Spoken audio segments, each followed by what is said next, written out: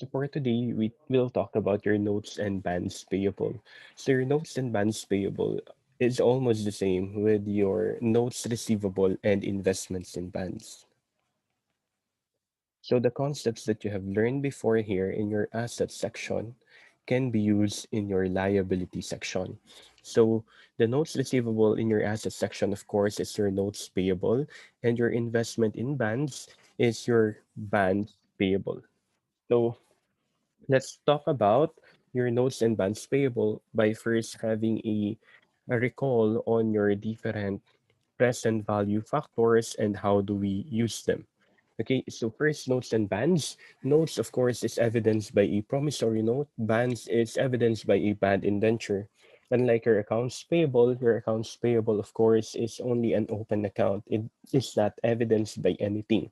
However, your notes and bans are evidenced by a particular document. For notes, it's your promissory notes, and your bans, your band indenture. Notes and bans are normally the same. You need to pay a sum certain in money, so sum certain at a specified date. Okay, so they are the same. You need to pay a sum certain at a specified date. Their difference only lies as to what particular evidence or document have you signed. If it's a promissory note, that is notes, bonds, band, indenture. But normally, bonds, as you have learned before in your financial management, is used for your financing purposes more of rather than your notes. So if you want to have a long-term finance, normally you issue bonds. But for short-term financing, you use your notes. That's how they use your notes and bonds in actual practice. They issue bonds for financing, normally long-term, and if they need short-term finance, they generally issue notes. But they are the same. You need to pay a sum certain at a particular date. So that specified date is the due date of your notes and bonds. So let's have a review on your rules on your present value. Again, if you have unequal cash payments, we use present value of 1. If we have equal cash payments and the cash payment is made at the end, present value of ordinary annuity of 1. And if ever it is an equal cash payment and made at the beginning, present value of annuity due of 1. I know you already know how to compute for this present value factors. Normally, when I give problems, I don't give present value factors. It's up for the students how to compute for them, for you to practice your present value factors. And remember, you do not use only one particular type of uh, present value. So you can combine these items. You can combine present value of ordinary annuity with PV of 1 or PV of 1 only and PV of annuity due of 1 and PV of 1. Okay? So remember, if ever it is an interest bearing, if it's interest bearing note, generally you need to compute two PVs, PV of principal and PV of interest. So if that is a term note or band, when we say term note or band, it is to be paid at a lump sum price. So lump sum, minsanan lang natin babayaran yung term na yan. So if ever it is a term note or band, how do we measure it? We get for the PV of principal and the PV of interest. The PV of principal normally is computed at PV of 1, and then the PV of interest is to be computed at PV of ordinary annuity of 1. Okay, if that is term. But if that is a series or serial, meaning the note or the band is to be paid at installment. Okay? So the principal is to be paid installment, meaning we have principal repayments. The main difference between your term band and your serial band or term note or serial note is that in your term, there is no principal repayment every year. However, in your serial, since it is considered series or serial, you need to pay installment. Okay, you need to pay installment. So in your series or serial, your main problem here is that if ever you have equal principal repayment or unequal principal repayment. If you have equal principal repayment, how do we compute for your uh, carrying amount or your issue price? So if you have equal principal repayment, you get your PV of principal by using present value of ordinary annuity or annuity due, depending whether you will pay at the end or at the beginning of the period. And then to get for the PV of interest, we use present value of 1. Take note, since they have equal repayment or principal repayment, interest payment differs from year to year. Okay? So from year 1 until the end of the term of that particular note or band, the interest payment will differ. Next, if we have unequal principal repayment, for PV of principal, we use PV of 1. PV of interest, we use PV of 1. Take note again, your interest payment here differs from year to year. Sir, why do we use your PV of 1 for principal and for interest we still use PV of 1 here? So take note in your installment here, we have equal principal repayment. Since your principal repayment is equal, so meaning your principal will have equal payments. So equal cash payments, what do you use? PV of OA and PV of annuity due. Next, we have your PV of interest. We say your interest payment differs from year to year. What if different ang ating cash payments? We use PV of 1. Next, unequal principal repayment. Since your principal is unequal as to payments, what present value factor will you use for unequal cash payments again? PV of 1. That's why here we use your PV of 1. Next, for PV of interest, we say your interest payment differs from year to year because it is dependent on your principal.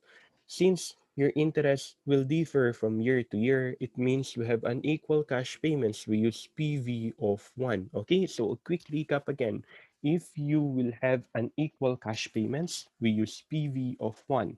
If you have equal cash payments, you use OA or annuity due. Okay?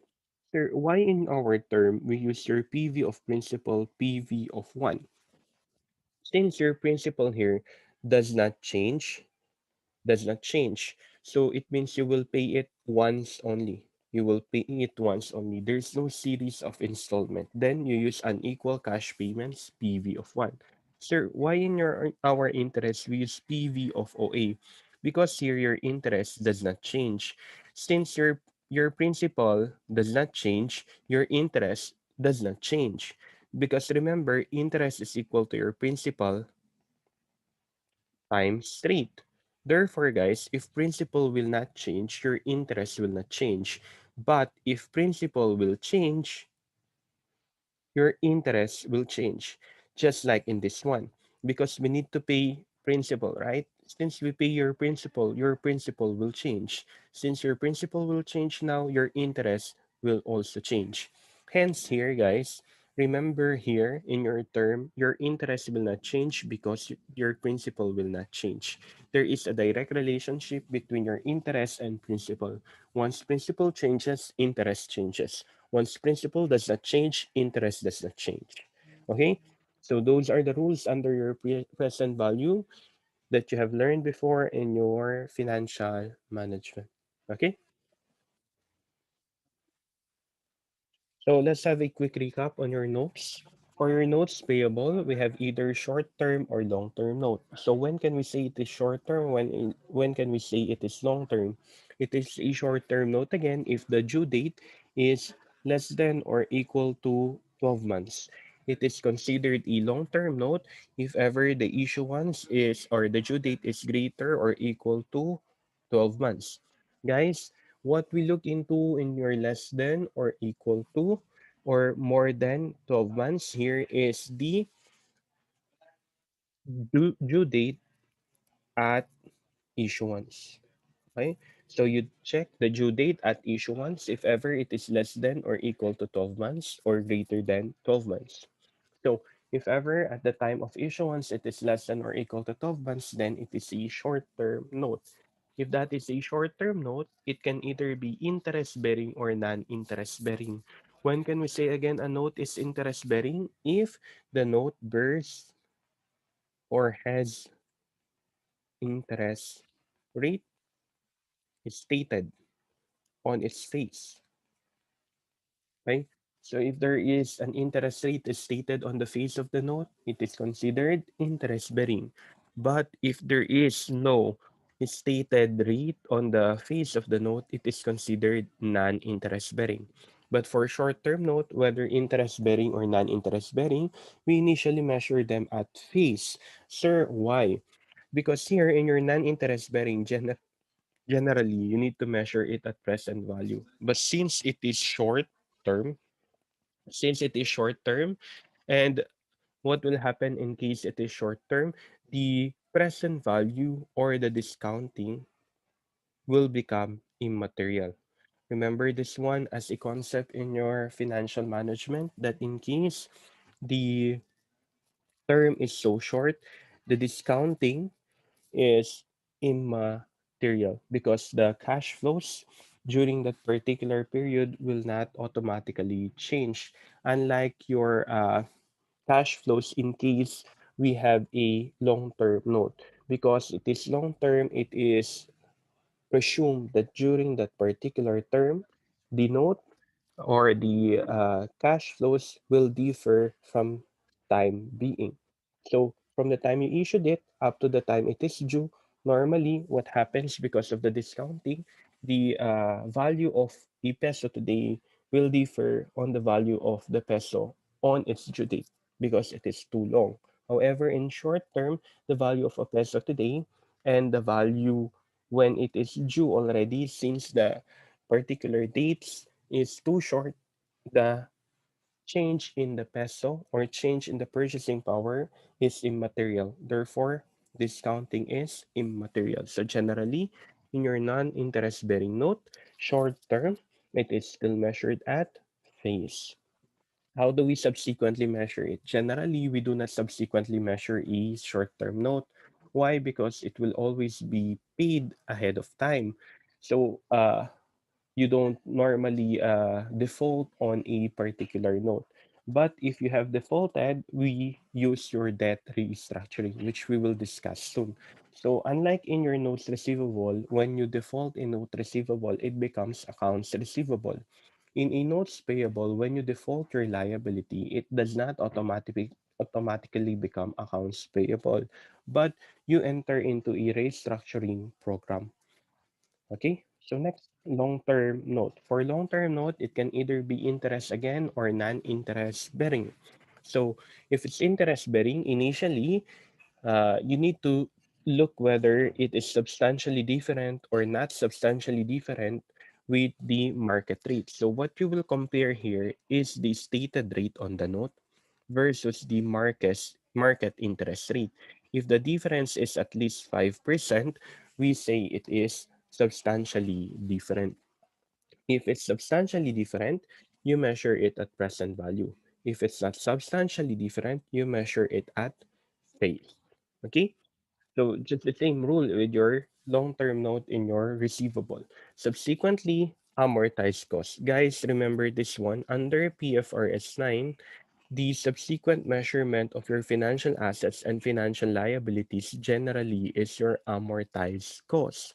Therefore, if the problem is silent, always amortize cost. So use effective interest method.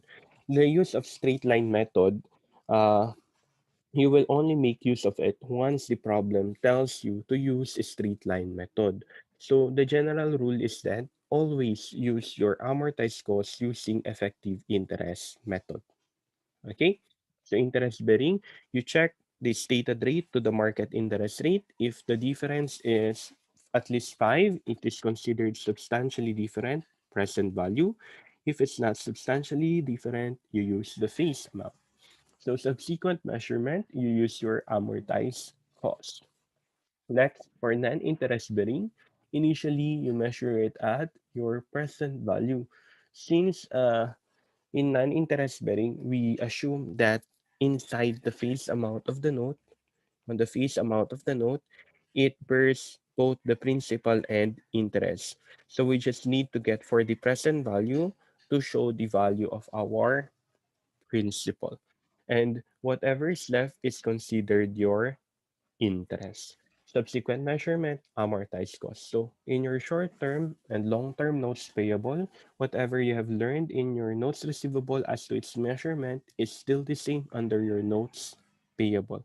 Because remember, what is recorded in the asset, what is recorded on the other entity must also be recorded on another entity.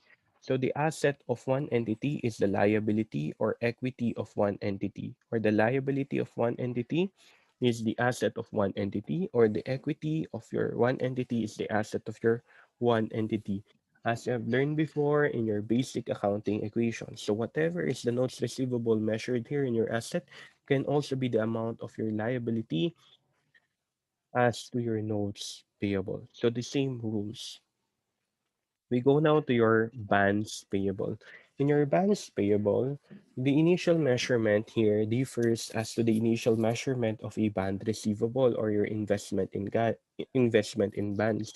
Generally, under your PFRS 9, your financial assets are measured at fair value plus transaction cost. But in bands payable, if ever we have a transaction cost, we deduct that. Because remember, if a particular person uh, paid an extra amount to purchase that particular asset, the transaction cost is considered a direct cost. So in an asset, it is to be added. However, in a balance payable, since this is a liability, we deduct the transaction cost. This one, your transaction cost will not increase your economic benefit, but is considered to be a reduction of your uh, liability. So your transaction cost treatments in your liability is considered a reduction. So it is like a considered repayment. While in your asset, it is considered an additional cost because it is considered a directly attributable cost. Sir, why do we not add it? So if you incur transaction costs, does that mean there will be an increase on your liability? Of course not. Your liability will still remain the same. However, the treatment because of your transaction costs as if it is considered a payment. That's why we deduct them. So take note, in an asset, generally transaction cost is added, but in your liabilities, all your transaction costs are deducted. It does not increase your liability, but rather decrease your liability. It's so absurd in the case that you have a transaction cost and then suddenly it will increase your liability. So the treatment will always be a reduction. Subsequent measurement, amortized cost, remember using effective interest method. You will only use your straight line method once the problem tells you. So quick recap again on the difference of your issuance price and face amount. If the issuance price is equal your face amount, it is considered at face. If the issuance price is less than the face amount, it is considered at a discount. If the issuance price is greater than the face amount, it is considered at a premium. Now, as to the relationship of your effective interest rate and nominal rate, if the effective interest rate and nominal rate is equal, it is considered at face. If the effective interest rate is greater than the nominal rate, it is considered at a discount. Effective interest rate is less than the nominal rate, it is considered at a premium. So whatever again you have learned before as to your issue price and face amount and EIR versus nominal rate is the same. So whatever you learned before in your receivables and your investments, the same pa rin yung rules natin dito. Okay? So balance payable presentation. So when can we say it is current? When can we say it is non-current? It is current if there is a portion currently due, and it is non-current if it's still not currently due. So generally, as we said, we have either term or we have either series. So in term, it will only be current if it is within 1 year. Okay, so the payment is within 1 year. So for example, you have a 5 year band, 5 year band. It will only become current at its fourth year, end of fourth year. Okay, so current lang siya at the end of fourth year. So again, term band, it will only become current within 1 year. Non-current if it is not within 1 year. Okay, it is considered non-current if it's not within 1 year. For series, the current is the total amount of amortization. So this is equal to your principal repayment plus or minus your amortization for the interest. Okay? So for series, the current is the total amount of amortization. That is your principal repayment plus or minus the amortization for the interest. So normally this is the carrying amount, right? And then we have here your amortization subsequent year, and then the carrying amount the subsequent year. This total carrying amount is equal to these two items. The amortization here is the current portion. The non-current portion is the carrying amount on the subsequent year. Okay? So carrying amount this year less amortization next year is the non-current portion of the series. Okay. So current, the total amount of amortization, that is principal repayment plus or minus the amortization for the interest. So kumbaga, ito yung current amount. So amortization table yan. Let's say year 1, year 2. So may carrying amount yung year 1 na yan. Yung current dyan, yung amortization ng year 2. Yung non-current dyan, yung carrying amount naman ng year 2. Okay? So ganyan pagka-series. Pag term, current, pag within 1 year. Non-current, not within 1 year. Yung buo. Sa series, hahatiin mo siya. May current at saka non-current portion talaga. Yung current niya, it is the amortization, and the non-current is the carrying amount. Okay? Okay, that's for bands payable presentation. Let's have some examples. So this is an example of a term band at a discount. So when we say term again, it will be payable at a particular due date.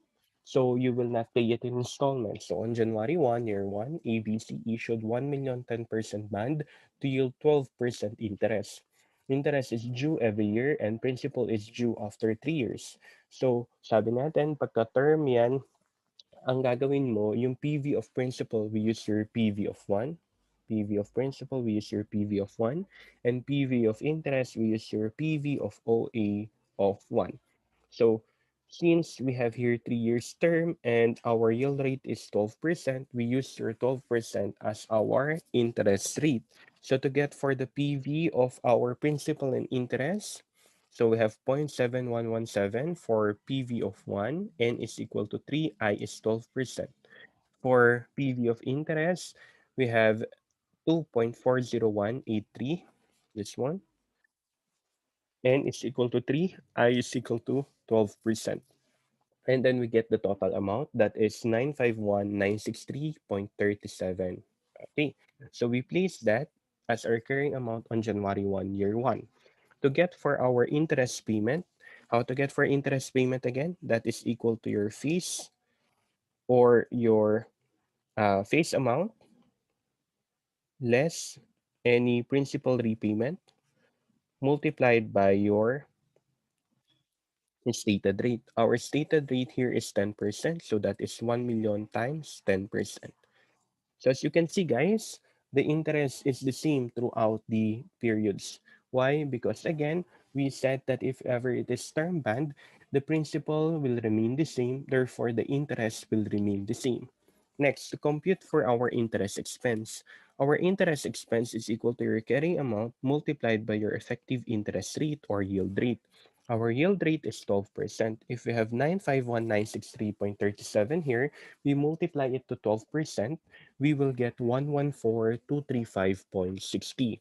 So the amortization will become 100,000 less 114,235.60. We have 14,235.60.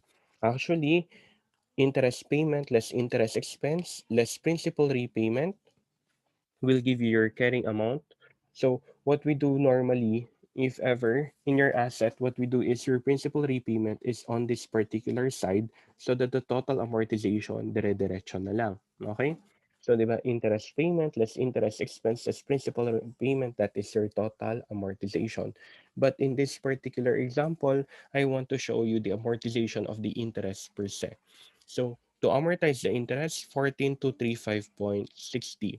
So to get for your carrying amount is equal to carrying amount previous year minus your amortization. So your carrying amount previous year is 951,963.37. Your amortization is negative. So 951,963.37 minus negative 14,235.60 magiging 966,198.98. And you will continue computing for that until year 3. So in this particular example, as of December 31, year 1, it is still non-current. Value 966,198.98. December 31, year 2, value 982 142.86. Current, non-current, it is already current because it will now be due by the end of year 3. And then, finally, 1 million pesos and the repayment of 1 million. Remember, once the bond is due, that 1 million, we need to pay it already, 1 million pesos. So, term at a discount. Next, term at a premium. On January 1, year 1, ABC issued 1 million 10% bond to yield 8% interest.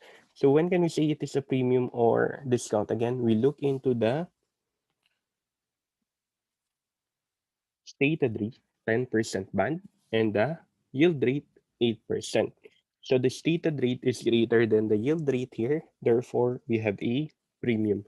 A while back, we have a 10% band, and a 12% yield rate.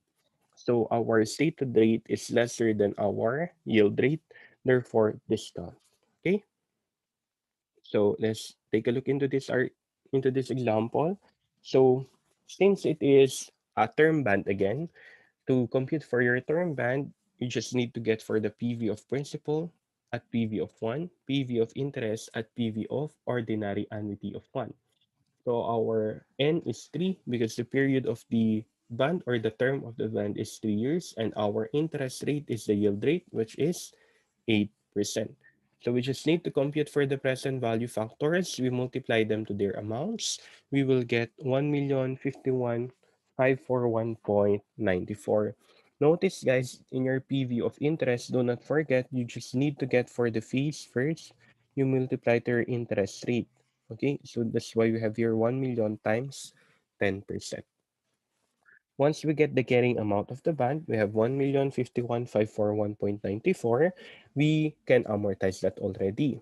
So in your interest payment, again, that is equal to your face amount less any principal repayment multiplied by your stated rate.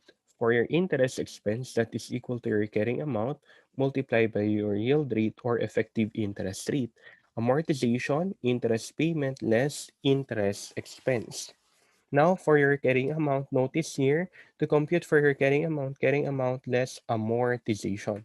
So here, negative, less, since this is positive, so carrying amount less 15,876.64 will give you 1,035,665.30. Do it again here, 100,000 less 82,853.22 will give you 17,146.78. Therefore, 1,035,665.30 less 17,146.78, we have 1,018,518.52. Next, Example, cereal at a discount. So here we have a cereal type of a bond. So on January 1, year 1, ABC issued 3,010,000 bond to yield 12% interest. Interest is due every year and the principal is to be repaid in three equal annual installment. So I told you if ever the principal changes, the interest changes. That's why in your interest, we computed three types of interest. So take note to compute for your interest that is equal to your face amount less principal repayment multiplied by your interest rate. That's why here we have here your face amount multiplied by interest rate because there is no principal repayment. On year 2, face amount, we remove your principal repayment because we paid on year 1. On year 3, we have your face amount, we deducted to 1 million because of the two principal repayments in year 1 and year 2. Okay, that's why we got 300, 200, and 100,000 as interest. Okay, next, for the PV of principal, since the principal here will be paid in equal annual installment, we use now PV of ordinary annuity of 1.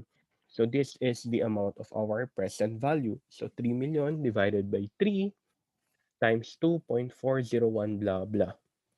Sir, why did we divide it to 3? Because we need to make or get your 3 equal annual installments. So 3 million divided by 3 years, how much is the annual installment? 1 million per year. That's why we need to divide that by 3. Also, again, your interest, we computed that way because since the principal changes, our interest amount changes. So as you can see, on the first year, 3 million only. In year 2, we deducted 1 million because we have a principal repayment on year 1 of 1 million. On year 3, we already have a principal repayment on year 1 and on year 2. That's why we deducted to 1 million pesos. Okay? So once we computed our present value, we have here 2,903,005.21 as our carrying amount. Once you computed your carrying amount, you compute your interest payment. We already done that. Interest expense is equal to your carrying amount multiplied by your yield rate or effective interest rate. So 2,903,005.21 times 12% interest. And then amortization is still the same interest payment less interest expense. That is the amortization. To get for your total amortization, we have your principal repayment and your amortization get the net. So we have 1 million and then 48,036.63. 1 million less 48,036.63. We have here 951,963.37. So 2.9 less the total amortization, 2.9 million, 2,903,005.21 less 951,963.37 will give us 1,984,341.24. So on January 1, year 1, what is the total carrying amount? The total carrying amount is 2,903,005.21. I told you if that is a serial band, we get the current and non-current portion. The current is the total amortization, 951,963.37. The non-current is the carrying amount next year, 1,948,341.84. How about on December 31, year 1? What is the carrying amount? 1,948,341.84. To get for the current portion, get again the net amount of this one. So 1 million less 33,801.02 will give you 966,198.98. Or you can get the difference of this one. So 1,948,341.84 less 982,142.86.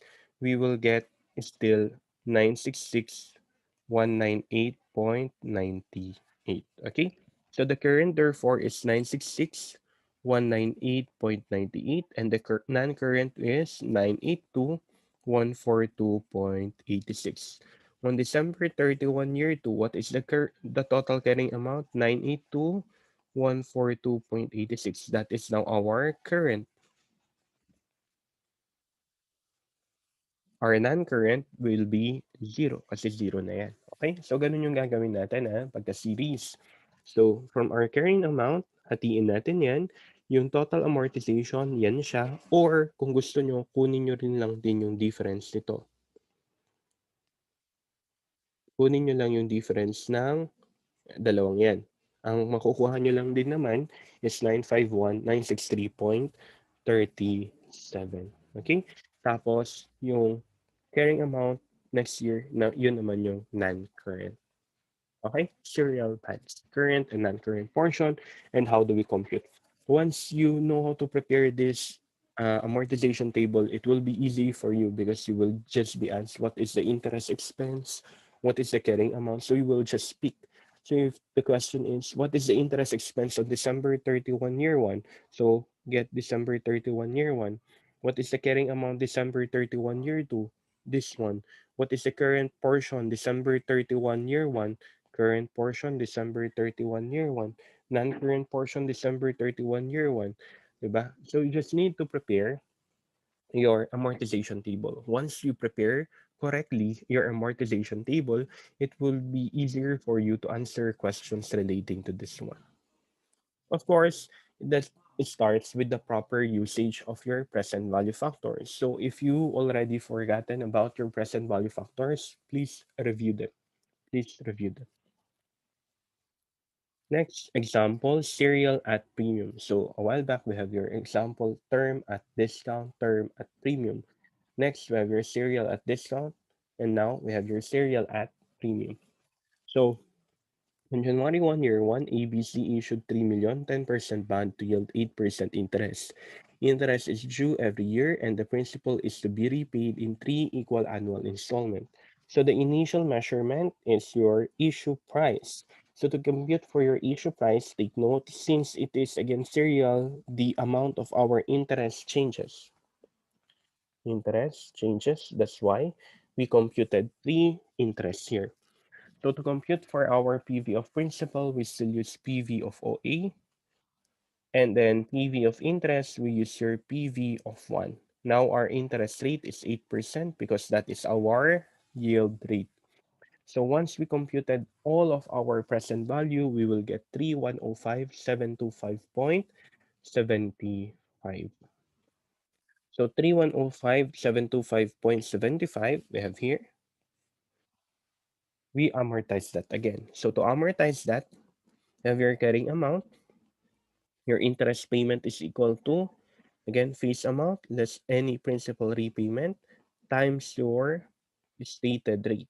Your interest expense is equal to your carrying amount multiplied by your effective interest rate or your yield rate. Amortization, interest payment less interest expense. Total amortization, we have your principal repayment plus amortization that will give us your total amortization. And then your carrying amount, that is equal to your carrying amount previous year less your total amortization. Okay, so how much is the total amortization on year 1? Mas madali to kasi mag-add lang tayo, di ba? 1,051,541.94. Ito naman, 1,035,665.29. Last one, 1,018,518.52. Okay, so again, if on January 1, year 1, what is our carrying amount? 3,105,725.75. What is the current and non-current portion? Current niya ito, non-current niya ito, di ba? So current, 1,051,541.94. Current, so sa non-current naman, 2,054,183.81.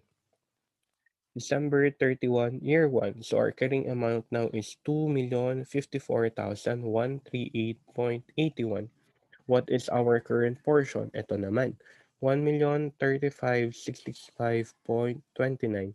Non-current portion, 1,018,518.52. How about on December 31, year 2, what's the carrying amount?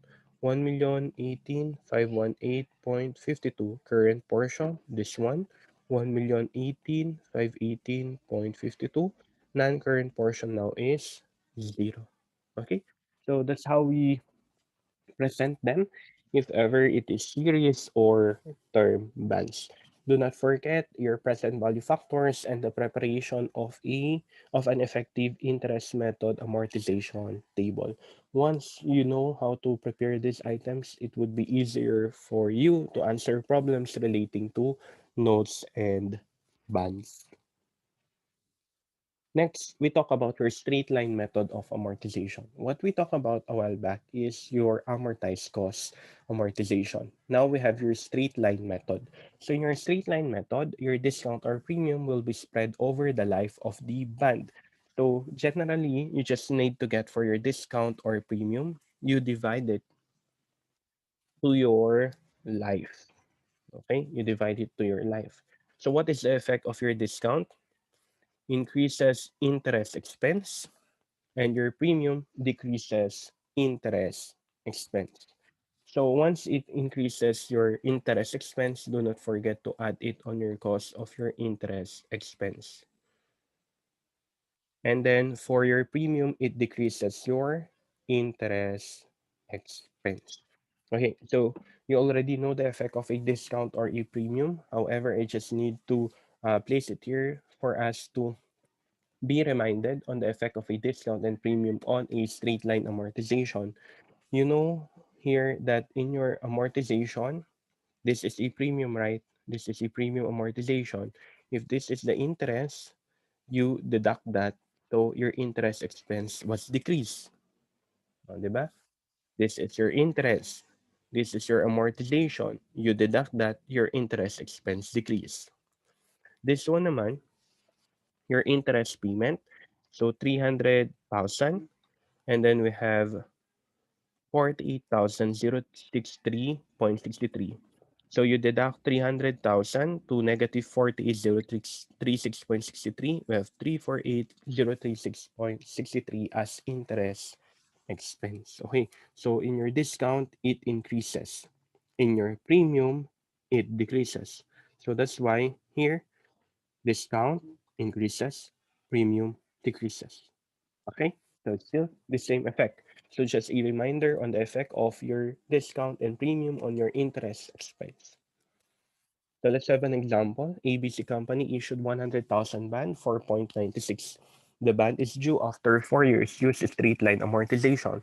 So if we amortize that, we have here 100,000 times 0.96.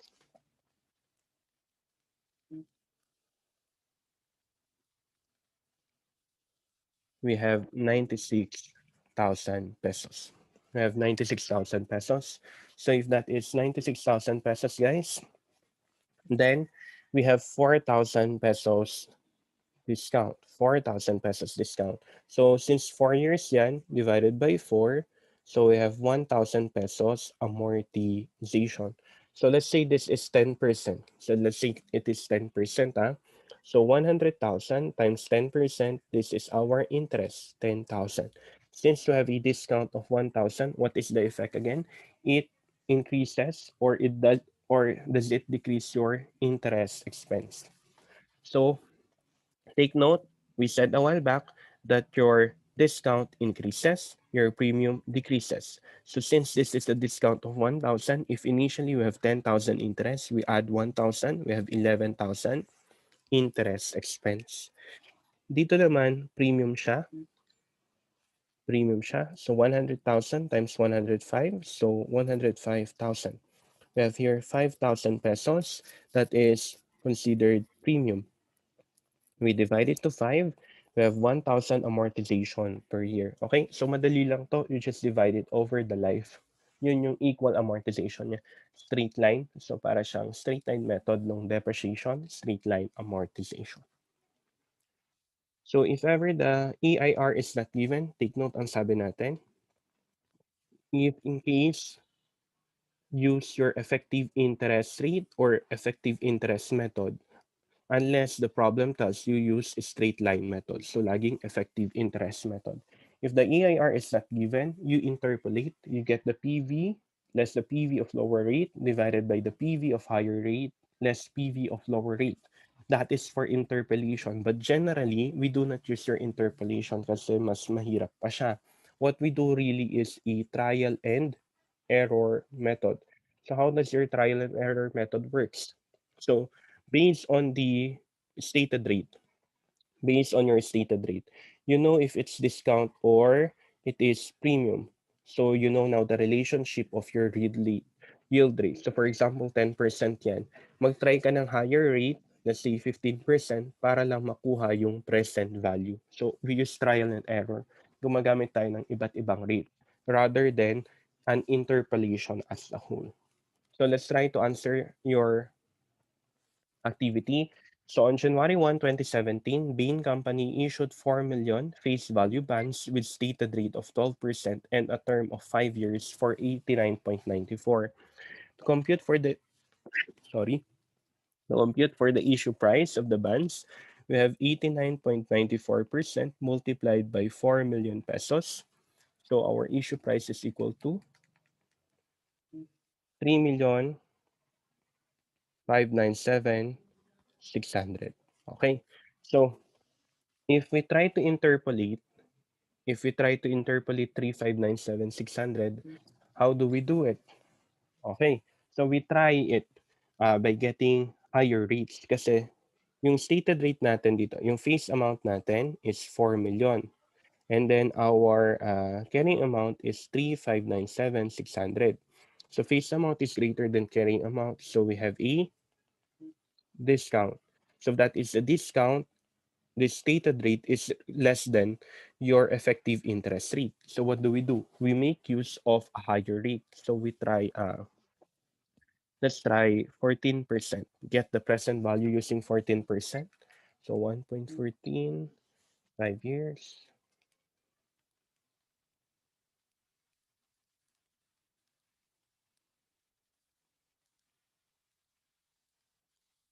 Did you get 3,725,353.52? Okay. So higher pa. Let's use 15%.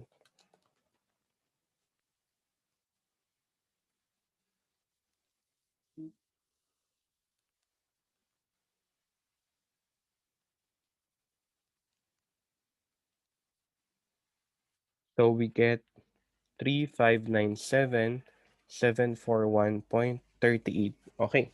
So it's almost 15%, right? It's almost 15%, but we need to reduce it by the amount. So we have your 3,597,600 and 3,597,741.38.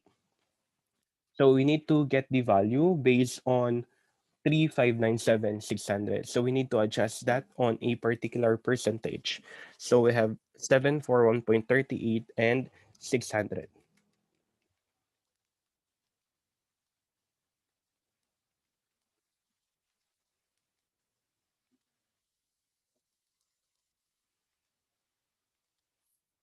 So our adjusted interest rate is now 15% or 15.07%. I don't know what you use here. Is it 15%? Because if in case magkakaiba tayo ng sagot, I use the whole rate here. I use 15.07% because of the difference on these amounts. Okay, sige. If we try to use 15%, if we use 15%, your interest is equal to 3,597, 600 times 15%. Your answer should be 539,640. If you use 15.07%, the actual rate for this amount, because 15% is this one, 15.07 this one. So 3,597,600 times 1507, we have 542,158.32. So we have really a difference in case. I'll look into this one in case you use 15% rather than 15.07. Letter C, carrying amount of the bond liability on December 31, 2017. So you need just to amortize it for one period. So you just need to amortize it for one period. So 3,597,600 plus 5,396,40 less our interest rate of 480,000. Sir, how did we get 480? So 4 million times 12% is 480,000. So let's answer 3,597,600. We have here 3,657,240. Next, for our 15.07, if in case you use 15.07, so we have 542, 3,597,600 plus 542,158.32 less 480,000. So 3,597,600 times 1.1507 less 480,000. 3,659,758.32. Okay? So guys, in case if in case the problem is like this, you get the whole interpolated amount rather than a different amount. So you just need to account for the difference. So this is our answer. Issue price 3,597,600. Interest expense, it depends whether you use the 15% rate or the 15.07% rate. So ayan naman yung ating carrying amount. The problem with these types of problems, of course, is for you to get the proper interest rates. Once you don't get the proper interest rates, then magkaka problema talaga kayo sa computation. However, for our quizzes, since it is multiple choice, it will be easier for you to know whether you use the all rates or all the decimal points, or you will use only the full decimal point or 15% just like a while back, or 15.07% for a full decimal place. Okay? Kasi makikita nyo naman yun sa choices. Pagka medyo malalayo yung mga choices as to the answers, mas madali ninyong makukuha yung tamang sagot. Just take note, do not use your full interpolation, but rather use na lang the trial and error method based on the rules of your effective interest rate as the stated rate, your face amount as to the issue price. To here, our issue price, Electro Company issued 2 million 10% 5-year term bonds for 1.125. So sabi natin that is equal to your fair value less transaction cost. So our fair value is 2 million times 1125 less transaction cost of 9292. So our issue price therefore is 2,159,708.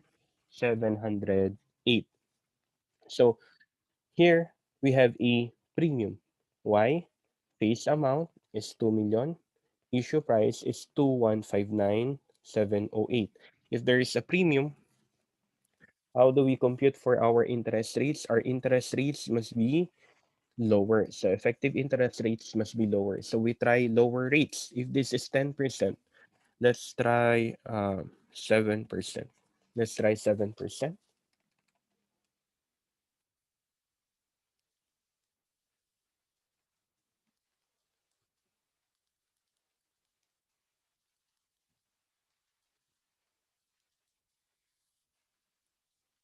It is 2,246,011.85. Let's try a lower rate, 6%.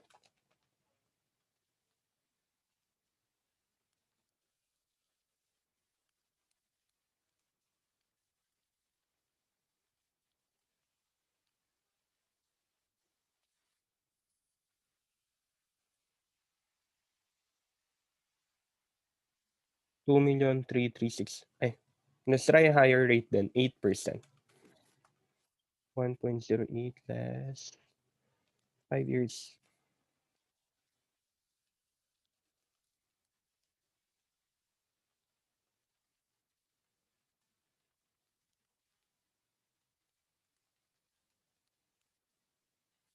So we get 2,159,708.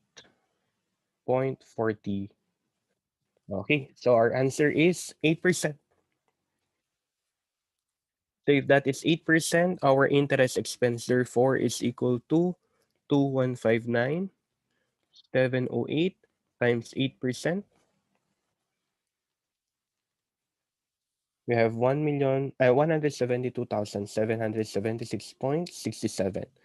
Carrying amount, you just need to amortize it for 1 year. So we have here 2159,708 point 2159,708, and then you add the interest 172,776.67 less the interest payment 2 million times 10%, so 200,000. So our carrying amount therefore is equal to 2159,708 times 1.08 plus 172,159,708 times 1.08 that's 200,000.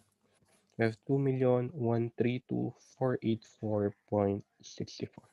2,132,484.64. Okay. So guys, here in case we have differences again on your rates, I look into it. This is for our second problem in your assignment, electro company. Okay, so remember guys, trial and error rather than purely interpolation. Because in interpolation, you still need to compute for different present value and then later on interpolate. Here in your trial and error, pag nasertehan mo yung rate, yun na siya. Kesa formula ka pa. So dito nasertehan natin is 8%.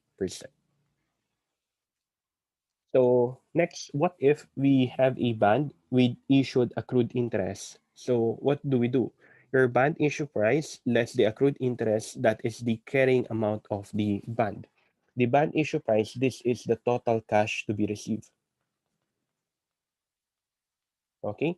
Take note, the accrued interest will form part of your payable. So your CA of the bond will be decreased by the accrued interest. So when can you say that your bond is with accrued interest? So it's either issued at interest dates or issued in between interest dates. So let's say your interest dates is January 1. If you issue that on January 1 or December 31, so it is issued at interest dates, no problem. But if it's issued in between interest dates, so let's say you issued it on July 1. So January 1 dapat, pero na-issue mo on July 1. So we have 6 months of accrued interest. So the 6 months of accrued interest should be reduced, or should reduce our bond issue price to compute for our carrying amount of the bond. Take note, there is a bond with accrued interest if it is issued in between interest dates. Or in between interest dates here in our example, so January 1 dapat ang ating interest. You issued on July 1. You issued on July 1, so you have 6 months difference. That 6 months is considered 6 months accrued interest. You need to deduct it. Okay, so let's try to answer number 3 of your activity. On June 30, 2017, Leeds Company still sold to UI Company 1 million 8% 5-year term bonds. The bonds were dated January 1, 2017. Interest date is every December 31. The total issue price was to give it a yield of 6%. So first, we need to get for the total yield of our uh, total yield rate of 6%. So here, what we need to do is, since the issue price will yield to 6%, this should be our face of the, and this is our recurring amount of the bond. So let's compute using 6%. So 6, how many years? 5 years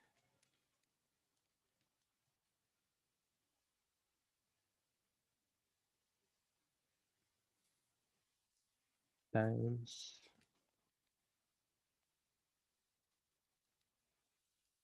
yes,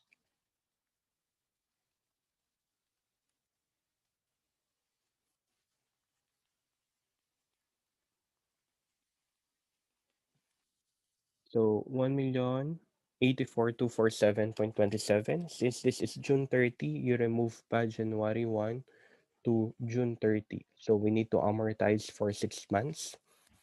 So 1,084,247.27 times 6% times 6 over 12.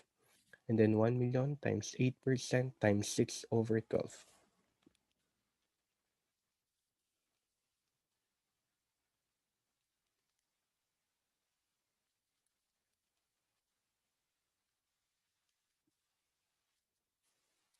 So 7,472.58. So our carrying amount, 1,084,247.27 less the amortization, we will get 1,076,774.69. So this is the CA of band. If CA of band is already computed at 1,076,774.69, and then we have here accrued interest, and then we have here your total cash. So let's compute for our accrued interest. That is 1 million times 8% times 6 over 12.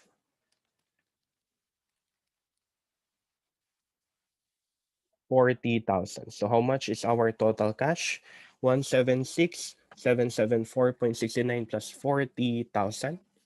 We have 1,116,774.69. So our total cash is 116,774.69. Take note, what is given here again is the TA of the band, which should yield a 6%. So our TA should be this one that will yield 6%.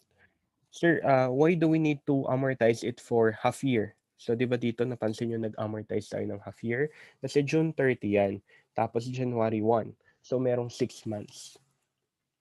Okay? May 6 months. So, ingat kayo pagka ganito yung problem. Also, amortize. So here we have 1,076,774.69 as our carrying amount of bond, and our total cash is 1,116,774.69. Interest expense in 2017. So the total interest expense is equal to 1,084.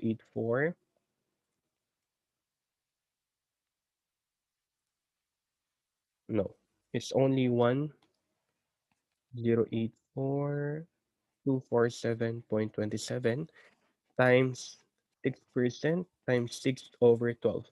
Sir, why do we need to multiply it to your 6 over 12? Because again, guys, half year lang, half year lang. Kasi yung half year nandito na, half year lang dito from June to December. So 1,084,247.27 times 6% times 6 over 12 will give us 32,527.42. Carrying value of the bonds at the end. So the carrying value of the bonds, 1,084,247.27 times 1.06 less 80,000. We have 1,069,302. 1,069,302.11. In your interest expense, alam nyo naman na yan, 1,069,302.11 multiplied by 6%. 64,158.13. Okay, that's it for accrued interest. In case may accrued interest, take note, pag ang total cash, eto, total cash price, normally that is the bond issue price, okay? You deduct the accrued interest. Sir, bakit dito? Dito kasi, ang binigay is, kailangan yung matitira daw dun sa bond is mag-yield ng 6%. So ito, yung mag-yield ng 6%. So you need to work back to get for your total cash price. Next, retirement of bonds. If there is a retirement of bond, at the date of maturity, there is no gain or loss. But before date of maturity, there is a gain or loss. In a retirement, generally, we need to compare the retirement price to the carrying amount. If the retirement price is greater than the carrying amount, loss, retirement price is lesser than carrying amount, we have a gain. Okay, let's have an example. So on January 1, year 1, ABC issued 1,000,000 10% bond to yield 8% interest. Interest is due every year and principal is due after 3 years. So we have here already your amortization table. So compute the gain or loss, assuming that the bond is retired on January 1, year 2. So January 1, year 2, yun yung December 31, year 1, di ba? 1,035,665. So this is now the carrying amount. You just compare the retirement price to the carrying amount. So in the first one, retirement price is 900. Our carrying amount is 1,035,665.30. So retirement price is lesser than carrying amount. We have a gain. Sir, bakit gain? Ito yung utang natin. Ito yung utang. Ito lang yung ibabayad mo sa utang. So, nakamura ka dun sa bayad mo sa utang. Since nakamura ka sa bayad mo sa utang, meron kang gain, 135,665.30. On the second one, babayaran mo yung utang mo ng 1,050,000. Ang utang mo lang dapat is 1,035,665.30. Nakamura na pamahal ka. Therefore, we have a loss. 1,050,000 less 1,035,665.30. Our loss therefore is 14,334.70. Take note on your gain or loss in your liability. There is a gain if your retirement price is lesser than your carrying amount. There is a loss if the retirement price is greater than the carrying amount. Because again, the carrying amount is your liability and the retirement price is the amount you need to settle that liability. So dito nakamura ka, kaya may gain. Dito napamahal ka. Ito lang yung utang mo, binayaran mo ng mas mahal, you have a loss. So that's it for your notes and